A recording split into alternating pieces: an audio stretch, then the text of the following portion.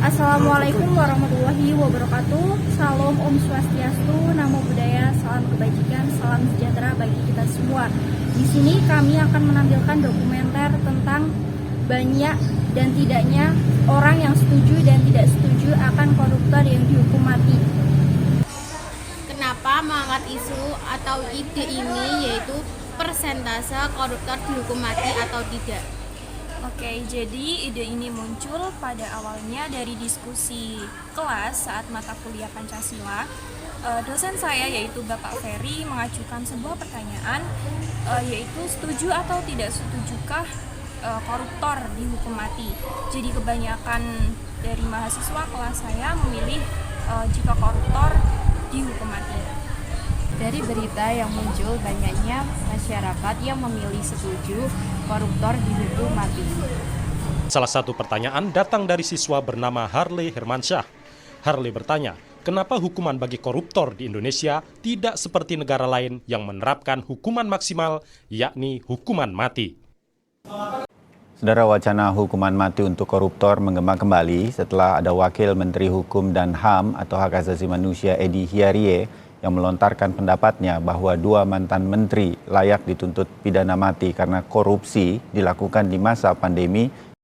Kemudian muncul argumen lain, yaitu dari negara lain yang tidak mengadakan hukuman mati, namun skala koruptor di sana sedikit, bahkan hampir tidak ada. Kejaksaan menuntut mati Heru Hidayat karena melanggar dakwaan ke-1 primer, yaitu pasal 2 ayat 1, Jangto pasal 18 Undang-Undang Nomor 31 Tahun 1999 tentang pemberantasan tindak pidana korupsi Jangto pasal 55 ayat 1 ke-1 KUHP dan dakwaan kedua primer yakni pasal 3 Undang-Undang Nomor 8 Tahun 2010 tentang pencegahan dan pemberantasan tindak pidana pencucian uang.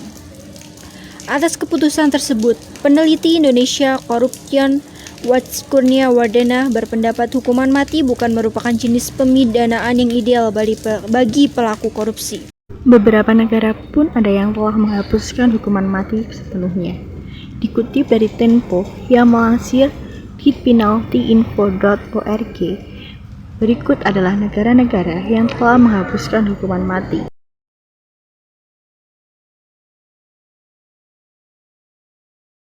Bagaimana cara kalian menemukan responden atau narasumber? Dengan cara memilih responden secara acak dari kalangan SMP, SMA, mahasiswa, dan orang tua. Di mana ya, Bang? Sama Lima. Namanya siapa? Naga Putih. Panggilannya Mas Naga. Oke. Bagaimana pendapat Mas Naga? Setuju atau tidak jika koruptor dihukum mati? Menurut saya setuju. Setuju. Jika iya, apa alasannya? Karena korupsi itu merupakan hal yang merugikan untuk bangsa kita. Ya. Jadi pantas untuk dihukum. Dihukum mati. Namanya siapa, Mas? Bukan Abdul. Sekolah atau sekolah di mana? Sekolah dari SMA Negeri 5 Magelang. Rumahnya? Rumahnya di Kamar Selatan Magelang Utara. Oke.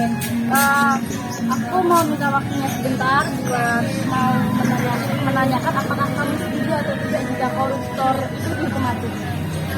Menurut saya tidak setuju. Kenapa? Karena hukuman mati itu terlalu cepat. Jadi saya memilih untuk dipenjara. Perkenalkan, saya Alvin Nursalati. Kalau mbaknya, Sharon. Di sini saya mau mewawancarai tentang apakah mbak setuju tentang koruptor itu dihukum mati atau tidak. Kalau saya nggak setuju ya, karena dihukum mati itu menurut saya melanggar hak asasi manusia gitu. Melanggar hak asasi manusia yang manusia bisa hidup gitu loh. Pagi Kak, maaf mengganggu waktunya. Perkenalkan, nama saya David Kristianto. Nama kamu siapa? Nama saya Putus Adu Diokara dari Prodi Hukum Universitas Tidar. Jadi saya mau bertanya nih, menurut kakak itu kalau koruptor di Indonesia itu dihukum mati setuju atau tidak? Kalau menurut pendapat saya, koruptor hukum mati itu saya setuju. Alasannya itu karena koruptor itu memang merusak negara gitu loh. Jadi mungkin dengan dihukum mati bisa memperbaiki Indonesia. Selain itu ada beberapa keuntungan dari adanya hukuman mati bagi koruptor. Sebagai salah satunya itu memberikan efek jera atau rasa takut kepada para koruptor dan calon-calon koruptor di Indonesia. Seperti yang kita tahu, hukum di Indonesia tentang mengatasi koruptor itu masih lemah gitu loh. Banyak koruptor-koruptor yang masih bisa senyum, masih bisa merasa pede aja di depan masyarakat padahal sudah melakukan koruptor. Nah, jadi hukum di Indonesia itu masih terbilang lemah untuk mengatasi koruptor. Sehingga banyak orang yang suka atau berani melakukan koruptor di Indonesia. Nama ibu Dia Rizkiwati. Ya, jadi menurut ibu apakah setuju atau tidak jika koruptor dihukum mati? Setuju. Alasannya? Biar nggak korupsi lagi. Perkenalkan, nama saya Muhammad Rizky Nurdiansyah dari Universitas Tidar. Halo, nama Bapak? Nama saya Ainur Rizky, sama-sama Rizky. Oh, sama-sama Rizky. Baik. Saya ada pertanyaan untuk Bapak. Maaf ini, Pak. Menurut Bapak, kalau koruptor di Indonesia itu apakah pantas dihukum mati? Kalau saya tidak bisa menjawab ataukah itu pantas dihukum mati atau tidak. Kalau itu karena saya kan sebagai tentara, saya sebagai tentara dan saya juga termasuk penegak hukum. Saya apa yang sudah terjadi, misalkan apa yang sudah diputuskan oleh pengadilan, saya terima dengan lapang dada. Mungkin apabila koruptor itu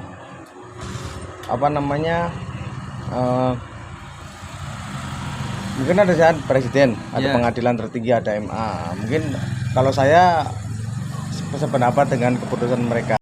Apa alasan kelompok kalian memiliki anggota banyak? Baik, terima kasih atas kesempatannya. Jadi kelompok kami terdiri dari 11 orang. Nama saya Adam Kristianto. Nama saya Aisyah. Nama saya Naili Nuraziza. Nama saya Putri Rusturiani. Nama saya Okta Distiani. Nama saya Wahidatul Imaning Tias. Nama saya Alsandra Salasati. Nama saya Nabilatul Azmina. Nama saya Aldini Ekawati. Nama saya Feni Aprilia Uzakia. Nama saya Muhammad Rizky Nurdiansyah. Alasan kenapa kelompok kami memiliki anggota banyak karena proyek Pancasila ini mempunyai waktu sangat singkat dalam pengerjaannya. Jadi kami memiliki kelompok 11 orang itu agar proyek Pancasila ini dapat terlaksana dengan tepat waktu. Dari hasil wawancara kami, baik itu lisan maupun tulisan, hasil yang kami peroleh yaitu sebesar 62% memilih setuju koruptor dihukum mati dan 37% memilih tidak setuju koruptor dihukum mati, serta 1% tidak memilih keduanya. Dengan jumlah sebesar 33 setuju, 22 tidak setuju, dan 1 tidak memilih keduanya. Korupsi di Indonesia ini merupakan permasalahan yang serius dan harus segera diberantas. Dan mungkin tidak bisa langsung hilang dari Indonesia. Pendidikan selain bertujuan untuk mencerdaskan generasi muda, juga membentuk generasi muda yang baik budinya, serta mempunyai sikap jujur. Lembaga pendidikan menjadi salah satu wahana strategis dalam rangka menyuarakan kebaikan serta membekali generasi muda yang bebas korupsi. Sekian video dokumenter yang dapat kami tampilkan. Apabila ada kekurangan, mohon dikoreksi. Sekian dari kami. Wassalamualaikum warahmatullahi wabarakatuh. Terima kasih.